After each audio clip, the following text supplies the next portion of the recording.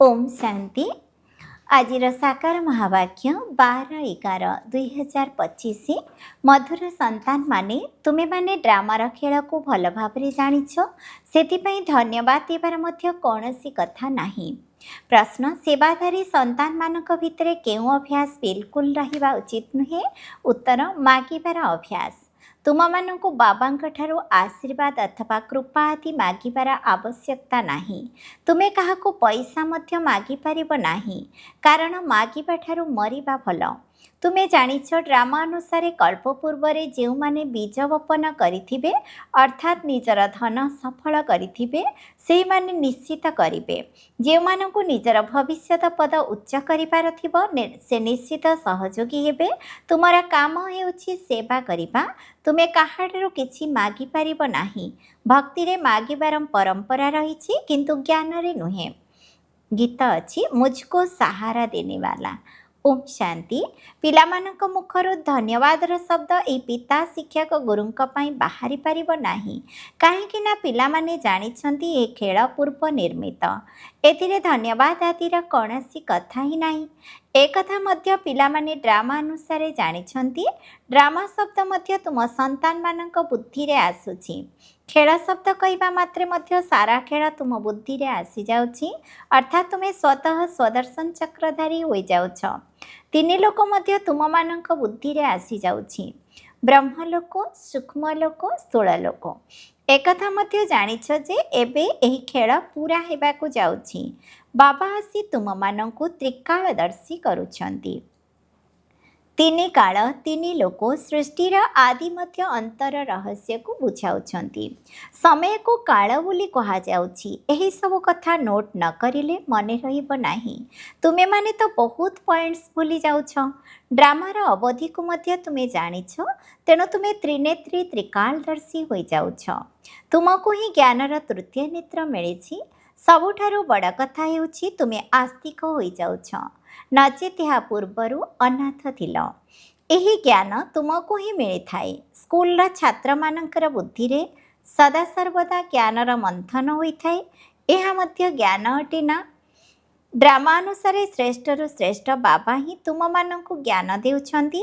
Drama ଶବ୍ଦ ମଧ୍ୟ ତୁମମାନଙ୍କ ମୁଖରୁ ହିଁ ବାହାରି ପାରିବ, ତାହା ମଧ୍ୟ ସେହି ସନ୍ତାନମାନଙ୍କ ମୁଖରୁ ଯେଉଁମାନେ ସେବାରେ ତତ୍ପର ରହୁଛନ୍ତି। ବର୍ତ୍ତମାନ ତୁମେ ଜାଣୁଛ, ଆମେ ଅନାଥ ଥିଲୁ, ଏବେ ବେହଦର ବାବା ଧନୀ ମିଳିଛନ୍ତି, ତେଣୁ ଧନୀଙ୍କର ହୋଇଯାଇଛୁ। ପୂର୍ବରୁ ତୁମେ ବେହଦର ଅନାଥ ଥିଲ। ବେହଦର ବାବା ବେହଦର ସୁଖ ଦେଇଥାନ୍ତି। ଆଉ କୌଣସି ଏଭଳି ପିତା ନାହାନ୍ତି ଯେ କିପରି ସୁଖ ଦେଇଥିବେ। ନୂଆ ଦୁନିଆ ଏବଂ ପୁରୁଣା ଦୁନିଆ ଏସବୁ ତୁମ ସନ୍ତାନମାନଙ୍କର ବୁଦ୍ଧିରେ ଅଛି, କିନ୍ତୁ ଅନ୍ୟମାନଙ୍କୁ ମଧ୍ୟ ଏକଥା ଯଥାର୍ଥ ଭାବରେ ବୁଝାଇ ଏହି ଈଶ୍ୱରୀୟ ଧନ୍ଦାରେ ଲାଗିଯାଅ। ପ୍ରତ୍ୟେକଙ୍କର ନିଜସ୍ୱ ପରିସ୍ଥିତି ରହିଛି, ତେବେ ଯେଉଁମାନେ ଯୋଗଯୁକ୍ତ ହୋଇ ରହୁଥିବେ ସେହିମାନେ ହିଁ ବୁଝାଇ ପାରିବେ। ଯୋଗ ଦ୍ୱାରା ବଳ ମିଳିଥାଏ ନା? ବାବା ହେଉଛନ୍ତି ହିଁ ଧାରୁଆ ତରବାରୀ।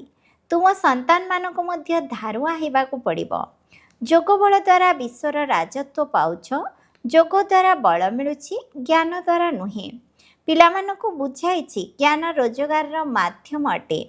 ଯୋଗକୁ ବଳ କୁହାଯାଉଛି। ଏଥିରେ ରାତି ଦିନର ଫରକ ରହିଛି। ତେବେ ଯୋଗ ଭଲ ନା ଜ୍ଞାନ ଭଲ?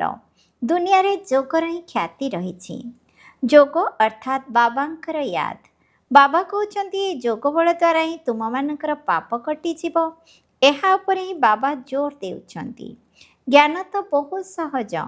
ଭଗବାନ ବାସ, ମୁଁ ତୁମମାନଙ୍କୁ ସହଜ ଜ୍ଞାନ ଶୁଣାଉଛି। 84 ଜନ୍ମର ଚକ୍ରର ଜ୍ଞାନ ଶୁଣାଉଛି। ଏଥିରେ ସବୁ କିଛି ଆସିଯାଉଛି। ଏହି ଇତିହାସ ଭୂଗୋଳ ଅଟେ ନା? ଏହା ଜ୍ଞାନ ଏବଂ ଯୋଗ ଉଭୟ ହେଉଛି ସେକେଣ୍ଡର କାମ। ବାସ୍, ଆମେ ଆତ୍ମା, ଆମକୁ ବାବାଙ୍କୁ ସ୍ମରଣ କରିବାକୁ ହେବ। ଏଥିରେ ହିଁ ମେହନତ ରହିଛି। ଯୋଗର ଯାତ୍ରାରେ ରହିବା ଦ୍ୱାରା ଶରୀରର ଯେପରି ବିସ୍ମୃତ ହେବାକୁ ଲାଗିଥାଏ। ଯଦି ଘଣ୍ଟାଏ ମଧ୍ୟ ଏପରି ଅଶରୀରୀ ହୋଇ ବସିଯିବ, ତେବେ କେତେ ପବିତ୍ର ହୋଇଯିବ। ମନୁଷ୍ୟ ରାତ୍ରିରେ କେହି 6 ଘଣ୍ଟା, କେହି 8 ଘଣ୍ଟା ନିଦ୍ରା ଯାଇଥାନ୍ତି, ଯେତେବେଳେ କି ଅଶରୀରୀ ହୋଇଯାଇଥାନ୍ତି। ସେ ସମୟରେ କୌଣସି ବିକର୍ମ ହୁଏ ନାହିଁ। ଆତ୍ମା ଥକି କରି ଶୋଇଯାଇଥାଏ। ଏପରି ନୁହେଁ କୌଣସି ପାପ ବିନାଶ ହୋଇଥାଏ। ନା, ତାହା ହେଉଛି ନିଦ୍ରା। ସେହି ସମୟରେ କିଛି ବିକର୍ମ ହୁଏ ନାହିଁ। ଯଦି ସେ ସମୟରେ ନିଦ୍ରା ନ କରିବ ତେବେ ପାପ ହିଁ କରିଥିବେ। ତେଣୁ ନିଦ୍ରା ମଧ୍ୟ ଏକ ପ୍ରକାରର ସୁରକ୍ଷା ଅଟେ। ସାରାଦିନ ସେବା କରି କରି ଆତ୍ମା କହେ ମୁଁ ଏବେ ଶୋଇଯାଉଛି, ଅଶରୀରୀ ହୋଇଯାଉଛି। ଏବେ ତ ଶରୀର ଥାଇ ମଧ୍ୟ ତୁମକୁ ଅଶରୀରୀ ହେବାକୁ ପଡ଼ିବ। ମୁଁ ଆତ୍ମା ଏହି ଶରୀରରୁ ଅଲଗା ଶାନ୍ତ ସ୍ୱରୂପ ଅଟେ। ଆତ୍ମାର ମହିମା କେବେ ହେଲେ ଶୁଣିନଥିବେ। ଆତ୍ମା ସତ୍ ଚିତ୍ ଆନନ୍ଦ ସ୍ୱରୂପ ଅଟେ। ପରମାତ୍ମାଙ୍କର ମହିମାର ଗାୟନ କରିଥାନ୍ତି କି ସେ ସତ୍ୟ ଅଟନ୍ତି, ଚୈତନ୍ୟ ଅଟନ୍ତି, ସୁଖ ଶାନ୍ତିର ସାଗର ଅଟନ୍ତି। ଏବେ ତୁମକୁ ତାର ମାଷ୍ଟର କୁହାଯିବ। ପିଲାକୁ ମାଷ୍ଟର ମଧ୍ୟ କହିଥାନ୍ତି। ତେଣୁ ବାବା ଯୁକ୍ତିମାନ ମଧ୍ୟ ବତାଇ ଚାଲିଛନ୍ତି। ଏପରି ନୁହେଁ ଯେ ସାରାଦିନ ନିଦ୍ରାରେ ରହିବ। ନା, ତୁମକୁ ତ ଯୋଗଯୁକ୍ତ ହୋଇ ପାପଗୁଡ଼ିକର ବିନାଶ କରିବାକୁ ହେବ। ଯେତେ ଦୂର ସମ୍ଭବ ବାବାଙ୍କୁ ମନେ ପକାଇବାକୁ ହେବ। ଏପରି ମଧ୍ୟ ନୁହେଁ ଯେ ବାବା ଆମ ଉପରେ ଦୟା ଅଥବା କୃପା କରୁଛନ୍ତି। ନା, ତାଙ୍କର ଏହି ଗାୟନ ରହିଛି ଦୟାଳୁ ବାଦଶାହ। ତମୋ ପ୍ରଧାନରୁ ସତୋ ପ୍ରଧାନ କରିବା ଏହା ମଧ୍ୟ ତାଙ୍କର ପାଠ ଅଟେ। ଭକ୍ତମାନେ କେବଳ ମହିମାର ଗାୟନ କରିଥାନ୍ତି। ତୁମକୁ କେବଳ ମହିମାର ଗାୟନ କରିବାର ନାହିଁ। ସେଥିପାଇଁ ଦିନକୁ ଦିନ ଗୀତ ଆଦି ମଧ୍ୟ ହୋଇଯାଉଛି ବନ୍ଦ। ସ୍କୁଲରେ କ'ଣ କେବେ ଗୀତର ଗାୟନ କରାଯାଏ କି? ପିଲାମାନେ ଶାନ୍ତିରେ ବସି ରହିଥାନ୍ତି। ଶିକ୍ଷକ ଆସିଲେ ଉଠି ଛିଡ଼ା ହୋଇଯାଆନ୍ତି, ପୁଣି ବସିଯାଆନ୍ତି। ଏହି ବାବା କହୁଛନ୍ତି ମୋତେ ତ ପାଠ ପଢ଼ାଇବାର ପାଠ ମିଳିଛି, ତେଣୁ ପାଠ ପଢ଼ାଇବାକୁ ହିଁ ହେବ। ତୁମ ସନ୍ତାନମାନଙ୍କୁ ଉଠିବାର ଦରକାର ନାହିଁ। ଆତ୍ମାକୁ ବସି ଶୁଣିବାକୁ ପଡ଼ିବ। ତୁମର କଥା ହିଁ ସାରା ଦୁନିଆଠାରୁ ନିଆରା ଅଟେ। ପିଲାମାନଙ୍କୁ କ'ଣ କହିବେ କି ତୁମେ ଉଠ? ନା, ତାହା ତ ଭକ୍ତି ମାର୍ଗରେ କରୁଛନ୍ତି, ଏଠାରେ ନୁହେଁ। ବାବା ତ ନିଜେ ଉଠି ନମସ୍କାର କରୁଛନ୍ତି। ସ୍କୁଲରେ ଯଦି ପିଲାମାନେ ଡେରିରେ ଆସିଲେ ଶିକ୍ଷକ ନିୟମ ଲାଗୁ କରିଦିଅନ୍ତି, ତାଙ୍କୁ ବାହାରେ ଛିଡ଼ା କରିଦେବେ। ସେଥିପାଇଁ ଉଚିତ ସମୟରେ ପହଞ୍ଚିବାର ଡର ରହିଥାଏ। ଏଠାରେ ତ ଡରିବାର କଥା ନାହିଁ। ବାବା ବୁଝାଇଛନ୍ତି ମୁରଲି ତ ମିଳୁଛି, ଯାହାକୁ ପ୍ରତିଦିନ ପଢ଼ିବାକୁ ହେବ। ମୁରଲି ପଢ଼ିଲେ ତୁମର ପ୍ରେଜେଣ୍ଟ ପଡ଼ିବ, ନଚେତ୍ ଆବସେଣ୍ଟ ପଡ଼ିଯିବ। କାହିଁକି ନା ବାବା କହୁଛନ୍ତି ତୁମକୁ ଗୁହ୍ୟ ଗୁହ୍ୟ କଥା ଶୁଣାଉଛନ୍ତି। ତୁମେ ଯଦି ମୁରଲି ମିସ୍ କରିବ ତ ସେସବୁ ପଏଣ୍ଟସ୍ ମଧ୍ୟ ମିସ୍ ହୋଇଯିବ। ଏହା ହେଉଛି ନୂଆ କଥା, ଯାହାକୁ ଦୁନିଆରେ କେହି ଜାଣିନାହାନ୍ତି। ମନୁଷ୍ୟମାନେ ତୁମ ଚିତ୍ର ଦେଖି ଚକିତ ମଧ୍ୟ ହୋଇଯାଆନ୍ତି, କାରଣ ଏହା କୌଣସି ଶାସ୍ତ୍ରରେ ନାହିଁ। ଭଗବାନ ଶିବ ବାବା ନିଜେ ଏହିସବୁ ଚିତ୍ର କରାଇଥିଲେ। ତୁମର ଏହା ନୂଆ ଚିତ୍ରଶାଳା। ବ୍ରାହ୍ମଣ କୁଳର ଯେଉଁମାନେ ଦେବତା ହୋଇଥିବେ ସେହିମାନଙ୍କର ବୁଦ୍ଧିରେ ହିଁ ଏହା ପଶିବ। କହିବେ ଏହା ତ ଠିକ୍ କଥା।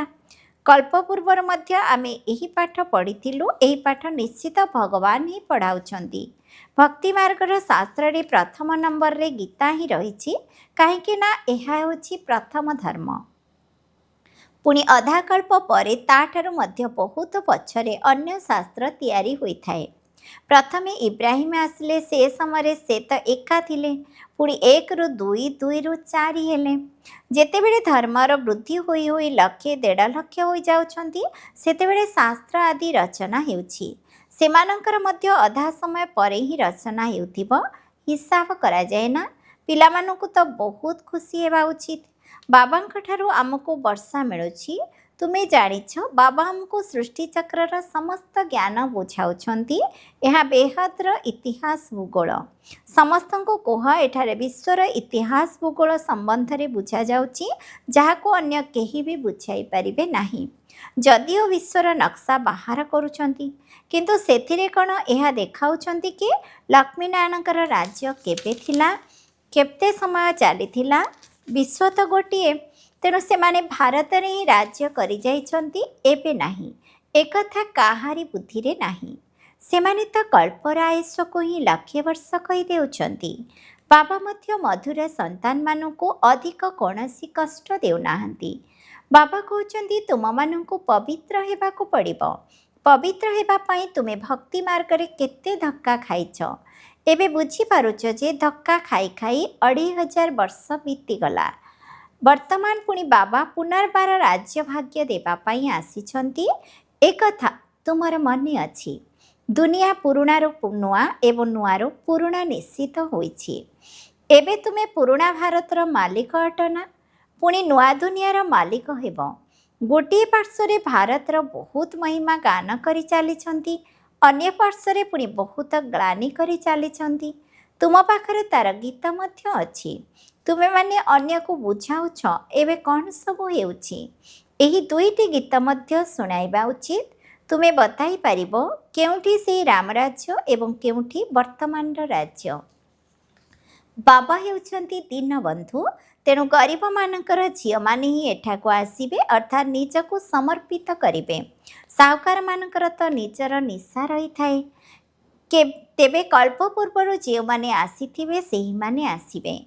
ଏଥିରେ ଚିନ୍ତାର କୌଣସି କଥା ନାହିଁ। ଶିବ ବାବାଙ୍କୁ କେବେ କୌଣସି ଚିନ୍ତା ହୁଏ ନାହିଁ। ଦାଦାଙ୍କର ହୁଏ। ଏହାଙ୍କର ନିଜର ବି ଚିନ୍ତା ଅଛି। ମୋତେ ନମ୍ବର 1 ପାବନ ହେବାକୁ ପଡ଼ିବ, ସେଥିପାଇଁ ଗୁପ୍ତ ପୁରୁଷାର୍ଥ କରିବାକୁ ହେବ। ଚାର୍ଟ ରଖିଲେ ଜଣାପଡ଼ିଯାଏ ଏହାଙ୍କର ପୁରୁଷାର୍ଥ ଅଧିକ। ବାବା ସବୁବେଳେ ବୁଝାଉଛନ୍ତି ଡାଏରୀ ରଖ। ବହୁତ ପିଲା ଲେଖୁଛନ୍ତି ମଧ୍ୟ। ଚାର୍ଟ ଲେଖିବା ଦ୍ୱାରା ବହୁତ ସୁଧାର ହେଉଛି। ଏହି ଯୁକ୍ତି ବହୁତ ଭଲ, ତେଣୁ ସମସ୍ତେ କରିବା ଉଚିତ। ଡାଏରୀ ରଖିବା ଦ୍ୱାରା ତୁମର ବହୁତ ଲାଭ ହେବ। ଡାଏରୀ ରଖିବା ଅର୍ଥାତ୍ ବାବାଙ୍କୁ ମନେ ପକାଇବା। ସେଥିରେ ବାବାଙ୍କର ସ୍ମୃତି ଲେଖିବାକୁ ହେବ। ଡାଏରୀ ମଧ୍ୟ ସହଯୋଗୀ ହେବ। ତୁମେମାନେ ପୁରୁଷାର୍ଥ କରିପାରିବ। ନୋଟ୍ ଆଦି କରିବା ପାଇଁ କେତେ ଲକ୍ଷ ଲକ୍ଷ କୋଟି କୋଟି ଡାଏରୀ ହେଉଛି। ସବୁଠାରୁ ମୁଖ୍ୟ କଥା ହେଉଛି ନୋଟ୍ କରିବାର। ଏକଥା କେବେ ଭୁଲିଯିବା ଉଚିତ ନୁହେଁ। ସେହି ସମୟରେ ଡାଏରୀରେ ଲେଖିଦେବା ଦରକାର। ରାତିରେ ହିସାବ କିତାବ ଲେଖିବା ଉଚିତ। ତେବେ ଜଣାପଡ଼ିବ ଏହାଦ୍ୱାରା ତ ଆମର କ୍ଷତି ହେଉଛି, କାହିଁକି ନା ଜନ୍ମ ଜନ୍ମାନ୍ତରର ବିକର୍ମ ଭସ୍ମ କରିବାକୁ ହେବ। ବାବା ରାସ୍ତା ବତାଉଛନ୍ତି। ନିଜ ଉପରେ ଦୟା ଅଥବା କୃପା କରିବାକୁ ହେବ। ଶିକ୍ଷକ ତ ପାଠ ପଢ଼ାଇଥାନ୍ତି, ଆଶୀର୍ବାଦ ତ କରିବେ ନାହିଁ। ଆଶୀର୍ବାଦ, କୃପା, ଦୟା ଆଦି ମାଗିବା ଠାରୁ ମରିଯିବା ଭଲ। କାହାଠାରୁ ପଇସା ମଧ୍ୟ ମାଗିବା ଉଚିତ ନୁହେଁ। ପିଲାମାନଙ୍କୁ ସମ୍ପୂର୍ଣ୍ଣ ଭାବରେ ମନା କରାଯାଉଛି।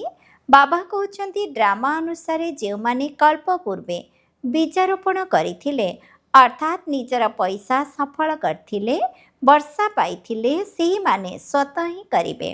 ତୁମେ କୌଣସି କାମ ପାଇଁ ମାଗ ନାହିଁ, ନ କଲେ ପାଇବେ ନାହିଁ।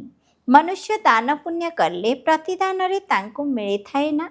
ରାଜା ଅଥବା ସାହୁକାରଙ୍କ ପାଖରେ ଯାଇ ଜନ୍ମ ନେଇଥାନ୍ତି। ଯାହାଙ୍କର କରିବାର ଥିବ ସେ ସ୍ୱତଃ କରିବେ, ତୁମକୁ ମାଗିବାର ନାହିଁ। କଳ୍ପ ପୂର୍ବରୁ ଯେଉଁମାନେ ଯେତିକି କରିଥିବେ ଡ୍ରାମା ତାଙ୍କ ଦ୍ୱାରା କରାଇବ। ମାଗିବା କ'ଣ ଦରକାର?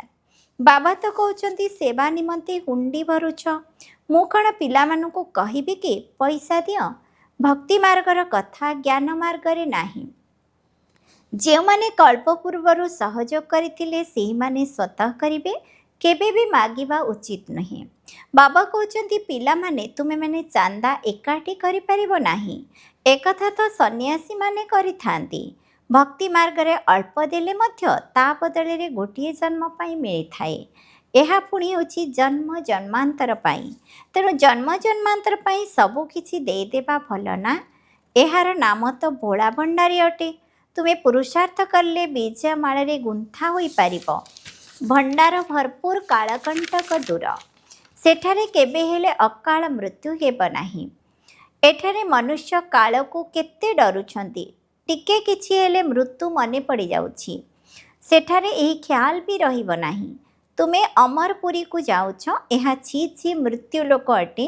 ଭାରତ ହିଁ ଅମରଲୋକ ଥିଲା, ଏବେ ମୃତ୍ୟୁଲୋକ ହୋଇଯାଇଛି। ତୁମର ଅଧାକଳ୍ପ ବହୁତ ଛି ଛି ଭାବରେ ବିତିଛି। ତୁମେମାନେ ତଳକୁ ଖସି ଆସିଛ। ପୁରୀର ଜଗନ୍ନାଥ ମନ୍ଦିରରେ କେତେ ଖରାପ ଖରାପ ଚିତ୍ର ସବୁ ରହିଛି। ବାବା ତ ଅନୁଭବୀ ଅଟନ୍ତି ନା। ଚାରିଆଡ଼େ ବୁଲୁଛନ୍ତି। ଗୋରାରୁ ଶ୍ୟାମଳ ହୋଇଛନ୍ତି। ଗାଁରେ ରହୁଥିଲେ। ବାସ୍ତବରେ ଏହି ସମଗ୍ର ଭାରତ ହେଉଛି ଗୋଟିଏ ଗାଁ। ତୁମେ ଗାଁର ପିଲା। ଏବେ ତୁମେ ଜାଣୁଛ ଆମେ ବିଶ୍ୱର ମାଲିକ ହେଉଛୁ। ଏପରି ଭାବିବା ଉଚିତ ନୁହେଁ କି ମୁଁ ତ ବମ୍ବେରେ ରହୁଛି। ବମ୍ବେ ମଧ୍ୟ ସ୍ୱର୍ଗ ଆଗରେ କ'ଣ? କିଛି ବି ନୁହେଁ। ଗୋଟିଏ ପଥର ମଧ୍ୟ ନୁହେଁ।